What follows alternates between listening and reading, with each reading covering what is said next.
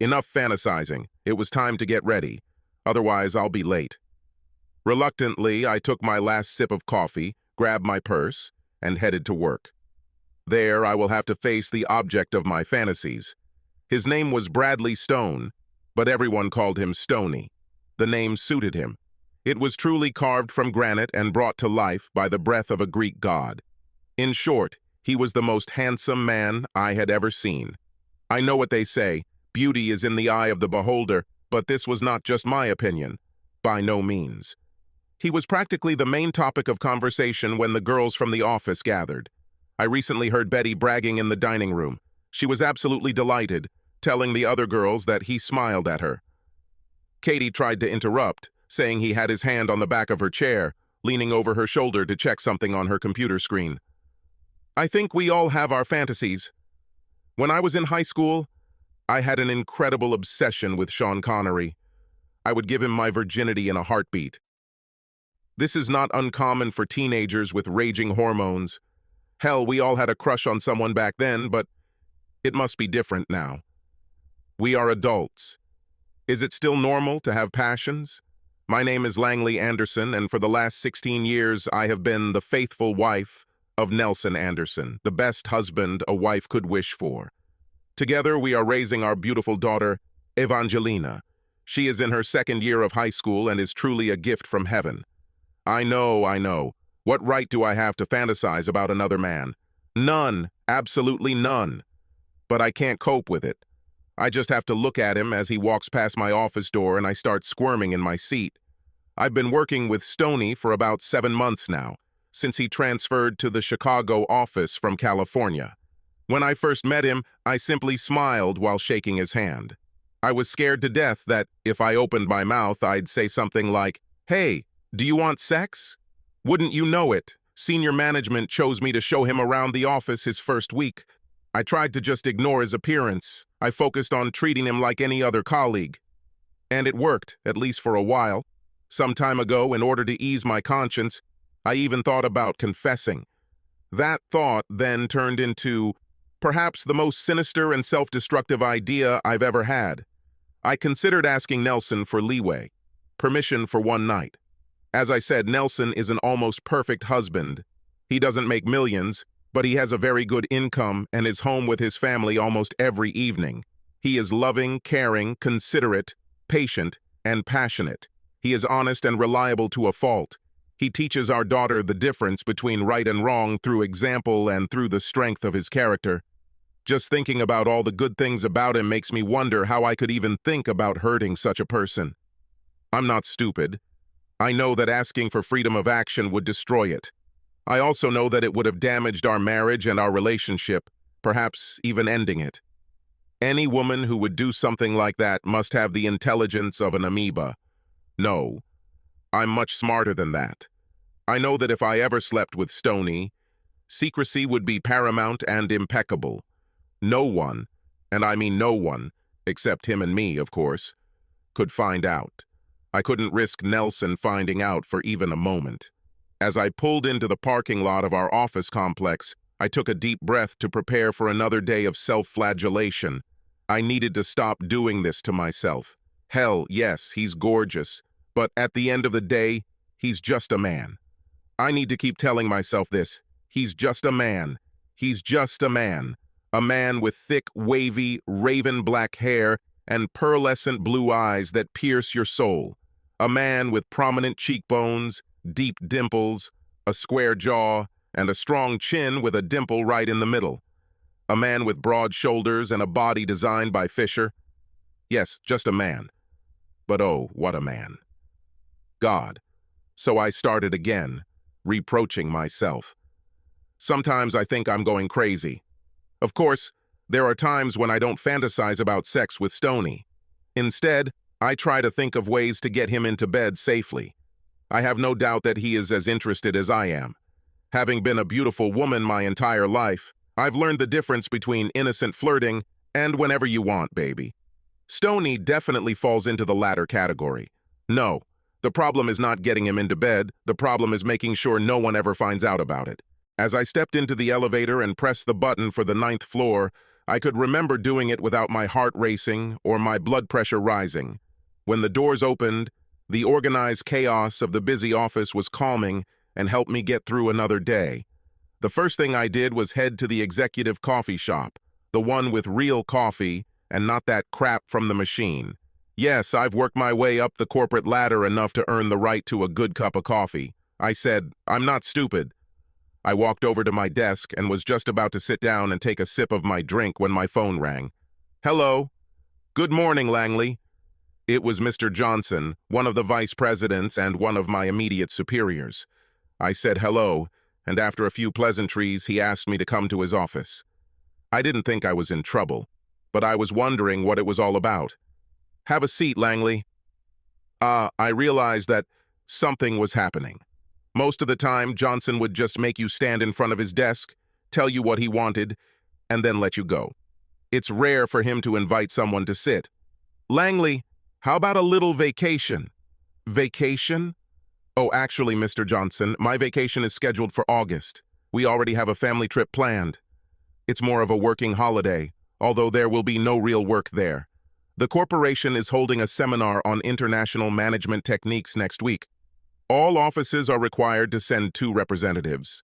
I assigned Brubaker to go, but the damn idiot got up in the middle of the night, fell down the stairs and broke his leg. Oh God, will he be okay? Yeah, but he's going to have to rest up. He certainly can't get on a plane right now. How about you? I really need you to go. The flight is Sunday night at 6:40. You have a reservation at the Manhattan Hilton. It's right by the Times Square and 3 blocks from corporate headquarters. Seminars will be held in one of the large banquet rooms on the first floor. This is for 3 days only. Your return flight is Wednesday evening. Well, I guess I don't have a choice, do I? Not really. Okay, I said, standing up. Where are the tickets? Right here, Johnson said, taking them out from his desk. I really appreciate it, Langley. I'll figure out a way to thank you when you get back. Maybe take you on a romantic weekend with Nelson somewhere. I'll remember that, I replied. I had just reached the door when I remembered something. Mr. Johnson, you said 2 people from each office? Who else will be there? Stoney, but he won't be on the same plane. He's leaving on Saturday. He wants to hang out around New York this weekend. When Mr. Johnson mentioned Stoney's name, my knees nearly gave way. 3 nights in New York with Stoney. It was too good to be true. My only chance to make my fantasies come true. I felt wetness between my legs as soon as I returned to my desk. My head was spinning. It will actually happen. And Nelson will never know. It was almost impossible for me to keep my mind from wandering for the rest of the day. I alternated between my fantasies and how I was going to tell Nelson about the trip. He had never met Stoney, so I had no reason to worry about jealousy or suspicion. Hell, he trusted me like crazy. But I rarely went on business trips, and I needed to make sure I didn't sound too excited when I told him. I needed to act calm. When I pulled into our check-in, I saw that Nelson had arrived home before me. He does this sometimes. When I turned off the ignition, I realized that I was still in 7th heaven. I took a deep breath to calm myself and entered the house. Something smells good, I called. My dear husband had obviously already started preparing dinner. Hello, honey, I heard from the kitchen. I saw the pork butt in the fridge when I got home and figured it was planned for dinner, so I decided to give it some attention. I chopped up some carrots and potatoes to serve with it. I hope it's okay. This is perfect, I told him with a kiss. Where's Evie? Upstairs doing homework. She has quite a lot for the weekend, poor child. There's no better time than now. I have bad news, dear. Nelson immediately looked worried. What? It's nothing, dear. There's nothing to worry about. I have to go on a business trip next week, that's all. I'll have to leave on Sunday night. I'll be back on Wednesday night. How so? This is quite sudden, isn't it? Yes, that is true, but I'm afraid it's inevitable. The corporation is doing some kind of training. Mr. Johnson had already scheduled Dwight Brubaker to go, but he broke his leg last night. I'm afraid I'm the next best candidate. Well, that's what I get for marrying a woman with brains as well as beauty, huh? He said with a smile. This made me smile and earned me another kiss. I really did win the marriage lottery. I prolonged our kiss for a while. Of course, you understand that there is a positive side to all this, I told him as we stepped away from each other to catch our breath. And what is it? Even though I knew Evie couldn't hear us, I lowered my voice and tried to sound as sexy as possible. I'm going to enjoy you to the fullest on Saturday night. Nelson's smile widened. Do you think if I talk to your boss, he will be able to send you on business trips more often? I playfully hit his hand. Do not worry about it. We kissed again, after which I kissed and patted his chest with my left hand. I can just start saying goodbye to you tonight. Come on, big guy, I'll set the table and you call your daughter. Oh, I already called Mom and asked if she could watch Evie until you get back next week. She said it wasn't a problem, but she'll have to leave as soon as you get back. Okay, don't worry about us. We'll be fine. I know you will, darling. I really knew it. As a husband and father, he was very capable. Whether it was out of guilt or love, later that night I felt an overwhelming need to show Nelson how much I appreciated him. He didn't know, of course, but I was going to show him that even though I was going to cheat on him, he was my only love. Like a tigress, I crept into bed. I wanted it so bad for Nelson, but I couldn't help but wonder if Stoney would feel the same way about me. My thoughts started to run away. The image of Stoney popped into my head. We lay hugging each other, his arm wrapped around me. I felt guilty again for all the times Stoney had barged into our bed while we were making love. There was always a struggle over who would be my last thought before sleep overtook me at night, Stoney or Nelson. Honestly, I don't remember who won that night. Saturday was pretty normal. I did my shopping while Nelson mowed the lawn. We told Evie about my trip and I asked her to be nice to her father.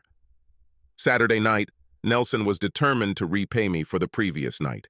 I laughed as I watched him literally dive into our bed, but soon I stopped laughing.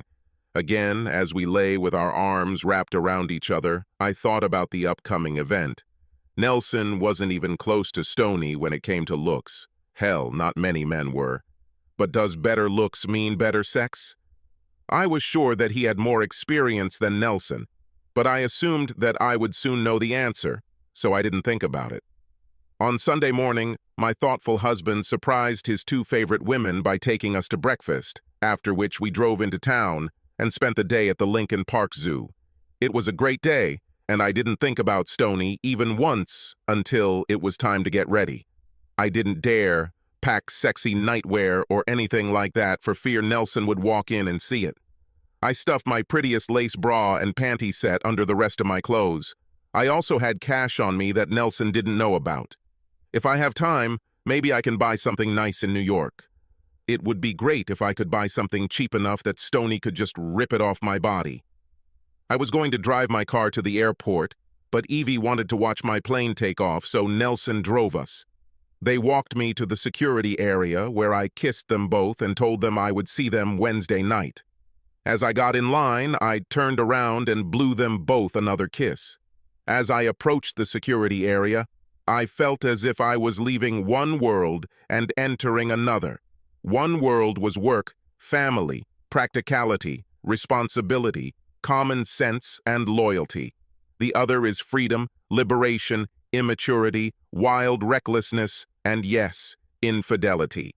When I reached the TSA, I was afraid that they might mistake my anxiety for nervousness and get me in trouble, but everything went smoothly. When we boarded, I found myself between two men. Both were dressed very casually, but the one sitting to my right by the window had a laptop with him, and I guessed that he was a businessman. The man at the entrance was older, much older. I assumed he was going to visit his kids or something. Probably a widower. As soon as we took off, I leaned back and tried to get comfortable. I closed my eyes and felt a smile on my face as I began to fantasize about sex with Stoney. I heard one of the flight attendants tell everyone to return to their seats and raise the backs of their seats. I couldn't believe it. We had already arrived. I dreamed about Stoney the entire flight. Oh God, I hope he doesn't disappoint me. I grabbed a taxi to the Hilton and walked up to the freckled young man behind the counter. Hi, I'm Langley Anderson. Do you have a reservation for me? Yes, Miss Anderson. I have everything here. he replied, already taking out the key card. He placed it on the counter while he typed something into the computer. Do you need help with your bag, ma'am? No, I can handle it. Tell me, has Bradley Stone moved in yet? The young man quickly checked. Yes, ma'am. Would you like me to call his room? I was going to say yes, but I changed my mind. You shouldn't advertise it to the whole world. You can't know who might be listening. No, that's unnecessary.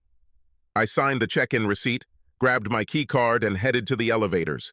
By the time I got to my room and unpacked, it was almost 11 New York time. It was 10 o'clock in the evening in Chicago.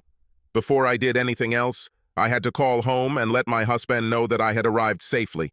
He picked up the phone on the second ring. Hi, Beauty. This surprised me a little. Oh, are you expecting a call from your friend? No?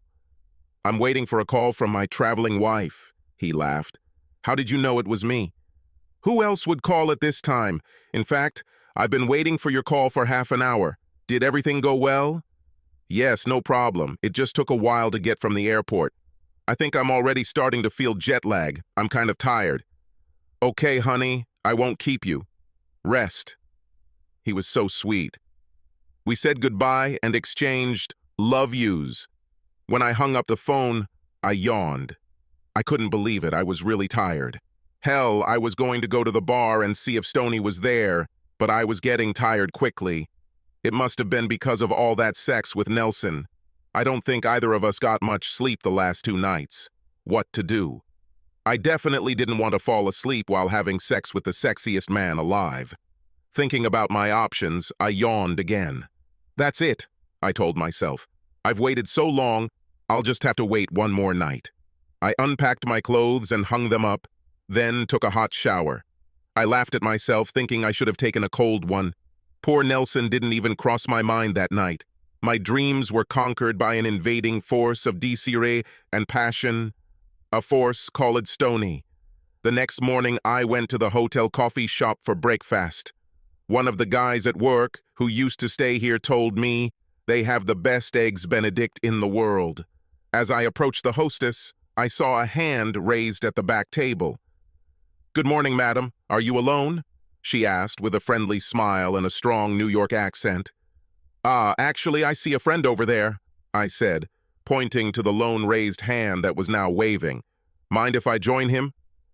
Of course, she replied as I followed her to the man of my dreams. I don't think Stoney even noticed how the beautiful young girl was flirting with him. She could accompany me, but her eyes were fixed only on him. He probably gets so much of it that he doesn't even notice anymore, I thought. I see you did it, he said, smiling his snow-white smile. Oh yeah, in case you haven't noticed, I'm a big girl now. I can find my way to and from the airport on my own. Oh, I noticed, he replied. Yeah, the first exchange with sexual overtones. I immediately realized that we were both on the same wavelength. From there, our conversation only intensified with bold ambiguities and hints. By the time he finished his steak and eggs and I finished my eggs Benedict, everything was decided. Without explicit words, we both knew what we would do for the next 2 nights. Of course, we sat together at the seminar. I'm not even sure what he was talking about. I continued to dream about what awaits us. As soon as I tried to calm down and listen to the guy who kept talking, Stoney would lean towards me and whisper something in my ear. The comments became increasingly filthy as they progressed. When we took a break for lunch, I didn't want to get up from my chair, afraid that my wet panties would give me a poop. The lunch seminar had a buffet set up in the back of the room. As soon as we arrived, a couple of guys from the California office came over to say hello to Stoney, and I was surrounded by guys who had moved from our Chicago office to New Jersey, so we were both busy. It was probably for the best. Otherwise, I might have thrown the food onto the floor and attacked Stoney right there in front of everyone. Well, that's how it was in my dream anyway. When the seminar ended at 3 o'clock in the afternoon, I was more excited than ever. Stoney and I stopped at one of the hotel bars for a quick drink. He started talking as soon as we were served. I've been thinking about this since I transferred to Chicago. Yes? Why didn't you say anything?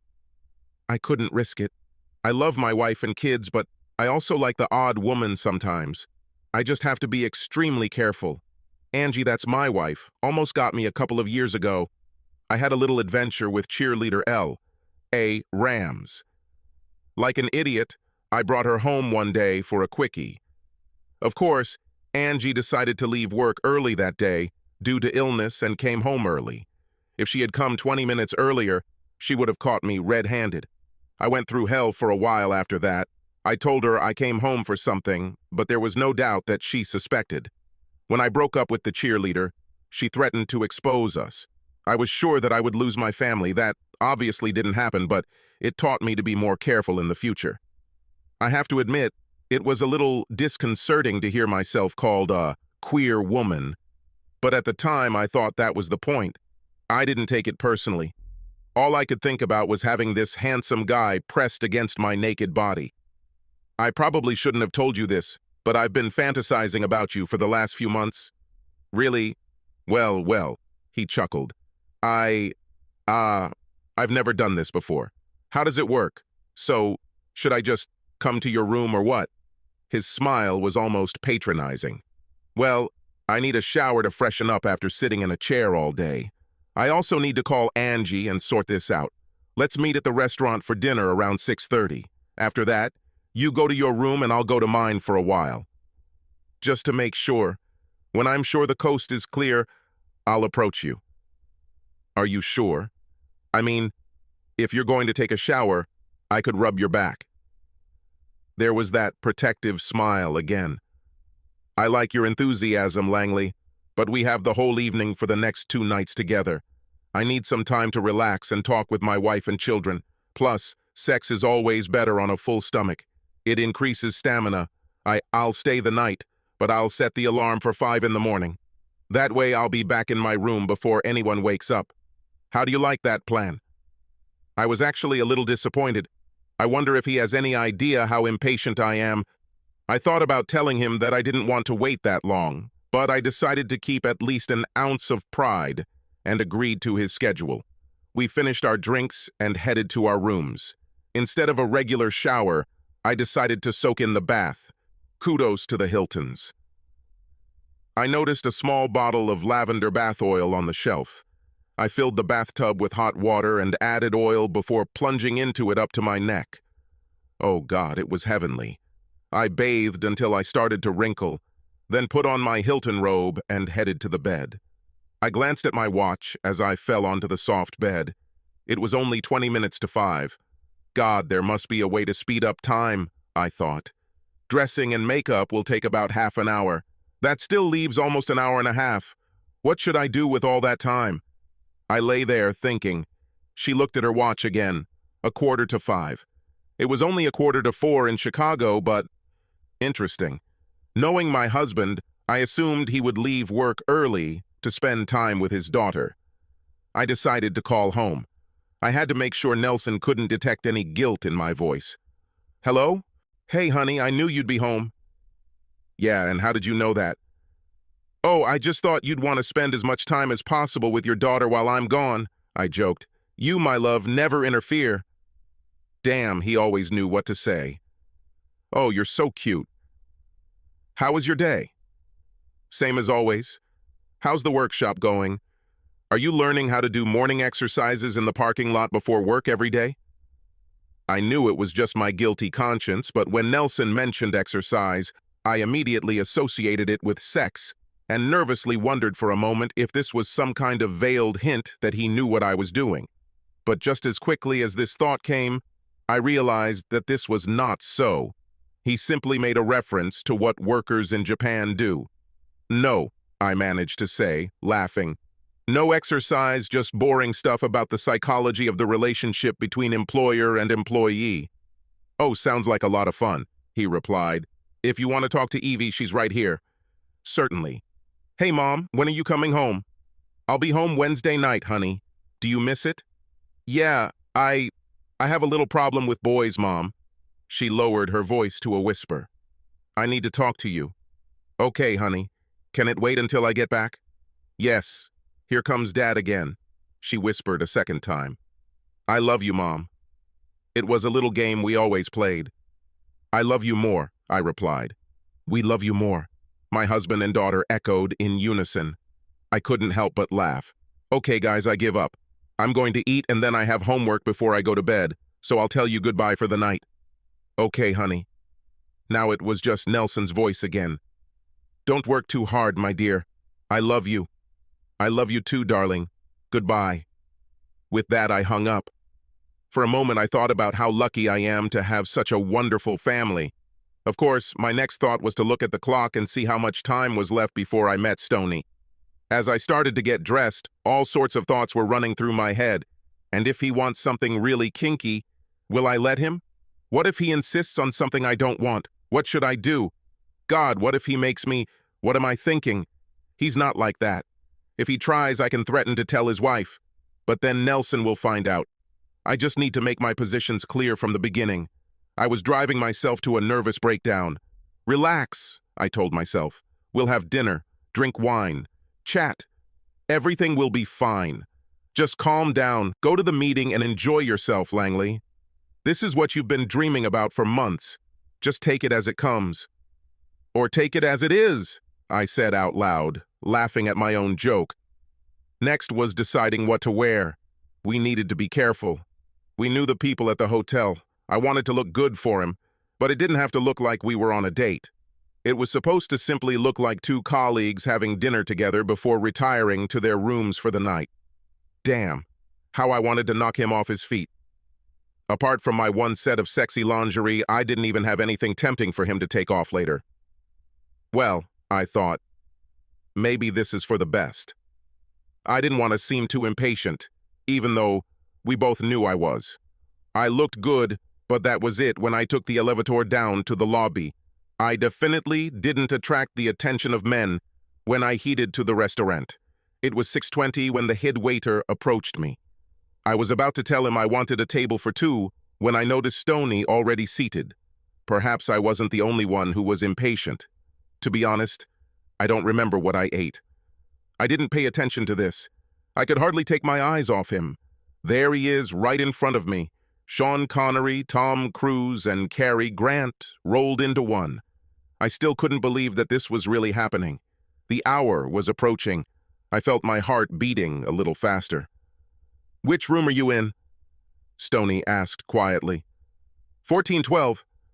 "You have a better view of the city than I do," he commented. "I'm on the 9th floor. Okay, you go first. I don't want us to be seen getting into the same elevator together. I'll give you a few minutes before I leave. I'll go to my room first for 10 or 15 minutes and then I'll come. Leave the door ajar so I don't have to knock." My throat was so dry that I had to take a sip of water before answering.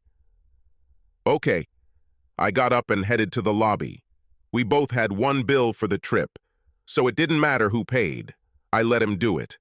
By the time I got back to my room, I was so nervous that I almost forgot to leave the door ajar. Now what, I thought. Should I wait for him in bed? Should I take my clothes off or maybe stay in my black lace panties and bra? No, I want him to undress me. I want a little romance before I just get down to business. I decided to just wait. I checked the time on my phone. 7:20. Oh God.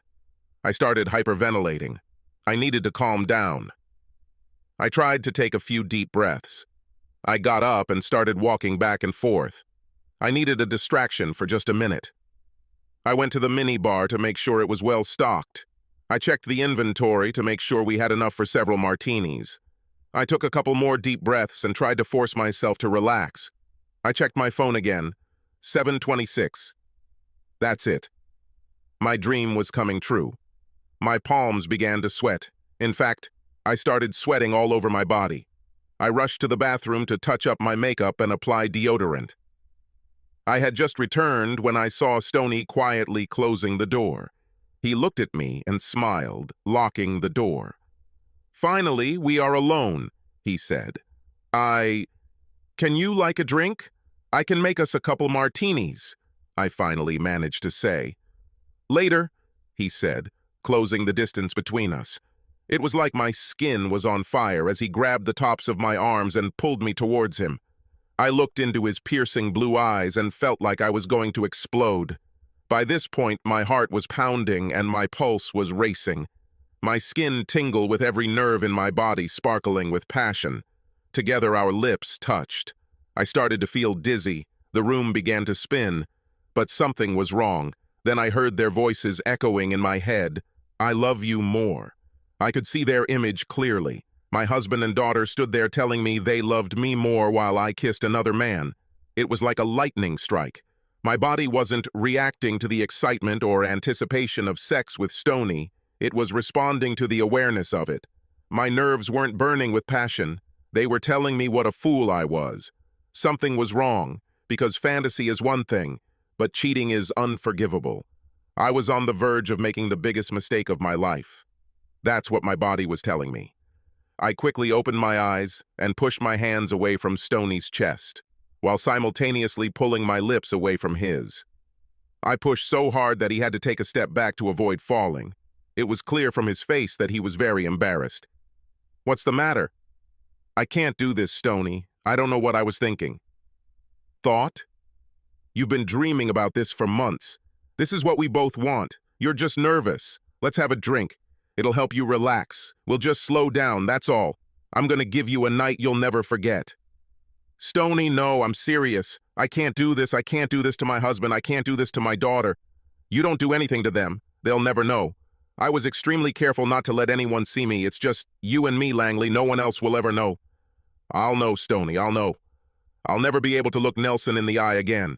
I'm so ashamed of myself for letting it get this far. My eyes filled with tears as I sat on the edge of the bed. My hands shook at the thought of how close I was to betraying my husband. Don't you love your wife? Don't... Yes, of course I love her. I told you I love her. That's why I'm so careful. But what she doesn't know won't hurt her. It's not true. It will hurt her because you lose respect for her every time you do it to someone else. Oh, that's nonsense, Langley, and you know it. Just because I sometimes sleep with another woman doesn't mean I don't love or respect my wife. That's absurd. Is that so? I don't think so. You may love the way she looks or love being married to her.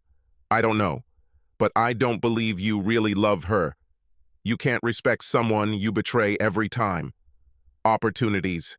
You sure don't respect your marriage vows, there's no denying that. And if you don't respect the vows, how can you respect the woman you made them to? No, Stoney, you can't say you respect your wife, and I don't think that you can really love someone you don't respect. You're making a mountain out of a mountain, Langley. Jennifer is a good mother and a good wife, and despite what you say, I love her to death. Really? What if she ever finds out? I immediately saw in his face that he perceived my question as a threat. No, Stoney, I'm not threatening to tell your wife, but what if someone sees you one day? Or maybe someone falls in love with your beautiful features and wants to ruin your marriage so they can have you for themselves. You said it yourself, that it almost happened once. I would have thought it would have taught you. Imagine how much it would hurt your wife and children if it ever happened. Okay, you made your point, he said, turning to the door. You don't want to? Fine. But you shouldn't make moral judgments about how I lead my life, he said, closing the door behind him. I'm not sure how long I sat, quite a long time. I cried from time to time. I thought about all the people in my life and what they would think of me if they knew how close I was to sleeping with another man. My mom, my dad, my sister, they would all be devastated, not to mention Nelson and Evangeline. Even most of our friends would look at me as an immoral woman. After another bout of tears, I made myself a drink. I walked to the window and opened the curtains on the large floor-to-ceiling window overlooking the city. Damn, that was great. If I press my face against the glass and press my cheek against it, I can see the Empire State Building reaching towards the clouds. Suddenly I felt so alone. The walls of the room knew my shame. The air smelled of my guilt. I needed my husband. I needed my family. I wanted so badly to call Nelson, but I was afraid he would hear the shame and self-loathing in my voice. God, how I wished I had a good book. I had all these plans for evenings with Stoney, so I didn't even think about taking her with me. I lay down on the bed, closed my eyes, and could see Nelson's face smiling down at me. I'm so sorry, I whispered. I'm very, very sorry. I felt remorse leak from my eyes and run down my cheek. In the end, I fell asleep on a wet pillow. The next morning, I really didn't want to see Stony, so I left the hotel and went to a small restaurant down the block for breakfast. I deliberately came to the seminar late and sat in the back of the room. He didn't seem to feel any more eager to talk to me than I was to talk to him. He didn't even look my way when we broke for lunch. That evening, I had dinner in my room. One more day, and I would be home. I missed my family so much that the feeling of loneliness was palpable. Usually, I am completely calm about being alone. Of course, I'm usually pleased with myself. That's the difference. I didn't feel that way at that moment. I felt dirty and ashamed. By 9 o'clock in the evening, I mustered up the courage to call Nelson. I tried to sound normal, but apparently I wasn't very successful, because halfway through our conversation, he asked if something was wrong. I used the time-tested excuse that I was just tired. I would have to work hard to rid myself of the guilt before returning home. Stony and I didn't exchange a word on the last day. When I arrived at the airport, I noticed him sitting in the waiting room for the same flight as me. I wondered if I should try to start a conversation. After all, we still had to work together. He raised his head from what he was reading and saw me, but didn't even smile. At that moment, I thought, okay, we'll probably talk at work. As far as I was concerned, that was enough. When we boarded, he was in seat 4A. I was in seat 10C. All I could think about during the entire flight home was how I had betrayed my family. I thought back to the first time I met Stony, and how my heart started racing. I thought about all the times I imagined it was Stony making love to me, not Nelson. The more I thought about it, the more guilty I felt. Again. The second time I wondered whether I should confess. It would ease my guilt, but it would definitely hurt the person I love. Again, I completely rejected the idea. As we pulled into the gate at O'Hare, I looked up to see Stony, immediately after stopping, unbuckle his seatbelt, grab his bag from the overhead compartment, and begin to walk toward the exit first. It seemed to me that he was behaving rather childishly, ignoring me. Then it dawned on me. He was not used to rejection. I have to admit, it made me smile. I took a deep breath, preparing to see the two most important people in my life. When I saw them in the waiting area, my heart felt like it was about to jump out of my chest. It was only 3 days, but it seemed like an eternity. The wheels of my travel bag hummed loudly on the tiles as I picked up my pace almost to a run. I literally flew into Nelson's arms. I felt so safe being in his arms. I'm not sure how long our kiss lasted, but it was eventually interrupted by Evangeline. Mom, did you see that guy on the plane? Is he an actor?" "What, honey?" I asked, breaking our kiss and turning my attention to our daughter. "The guy who was on the plane?" "I think it's time to have that conversation, honey. Our daughter is starting to notice boys." "Oh, Dad," Evie replied. I think we both laughed at Nelson's comment. "Honey, Evie and I had this conversation a long time ago, and there have been several more since then," I explained. "Oh," was his only comment. I could tell he was a little embarrassed. "She saw some guy getting off the same plane as you. I have to admit, he was damn good looking." Of course, I immediately understood who they were talking about. It's amazing how fast the human brain can work when needed. Almost instantly, I realized that I had two options. I could say, "Oh, it was Stony," or I could just shut up. The chances of Nelson and Stony ever meeting were pretty slim, so I decided to keep quiet. There is no need to arouse suspicion in my husband. "Sorry, honey," I said after hugging my daughter. "I didn't see any celebrities." Later that night, after Evie went to bed, Nelson and I made love. And it truly was love. There was no third party in the room that night, just me and my loving husband. Stony didn't even cross my mind. It's strange how the mind works sometimes. Before New York, I couldn't look at Stony without dreaming of spending the night with him. After a shocking realization of reality, I now see him the way I see any man who is not my husband, with a simple lack of interest. When I hear secretaries talk about him instead of feeding their fantasies, I think how stupid they are being. I know this still annoys Stony. I see it in his eyes. Every time he looks at me, he sees the one who left, the one who rejected him. I have to admit that I feel a little proud about this. A week after I returned, Mr. Johnson said nothing, so I accidentally reminded him of his promise. A few days later, his secretary stopped by my desk with a package for a weekend at a romantic bed and breakfast hotel in Galena. I immediately called my mom to ask if she could look after Evie for the weekend. She said she had the following weekend free, so I made a reservation. I decided to make it a surprise for Nelson. It took me a long time to deal with my guilt. In fact, every time I think about it, I still feel it, even today. Luckily, Nelson never found out, and I will take my secret to the grave before I hurt him. He is the best husband and father a wife could ask for. Now it's time for me to become a better